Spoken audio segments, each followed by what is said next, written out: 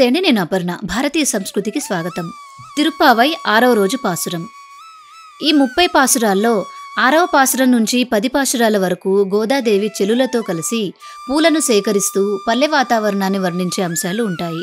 నేటి నుంచి ఒక్కొక్క రోజు ప్రకృతి వర్ణనతో ఒక్కొక్క చెలిని నిద్రలేపుతుంది గోదాదేవి. పక్షుల కిలకిలా రావాలు, రంగురంగుల పూలు, వెన్నను చిలికినప్పుడు వచ్చే సంగీత ధ్వనులు, ఆలమందల మెడలోని చిరుగంటల సవ్వడి, దేవాలయంలో వినిపించే శంఖారావం మొదలైన వాటి వర్ణనలు ఉంటాయి. ఉదయాన్నే గోదాదేవి ఒక్కొక్కరింటికి వెళ్లి తన చెలులను తట్టిలేపుతూ వారిని నదిలో స్నానానికి సిద్ధం చేస్తోంది. విష్ణువు యొక్క అవతారాలను పొగుడుతుంది. ఈరోజు గోదాదేవి రచించిన పాసురంలోని 6వ పాసురం భావం తెలుసుకుందాం. ఓ చిన్నదానా, పక్షులు అరుస్తున్నాయి. గరుడు వాహనంగా ఉన్న ఆ సర్వేశ్వరుని కోవెలలో తెల్లని శంఖాలు ఊదుతున్నారు. ఆ ధ్వని వినిపించలేదా?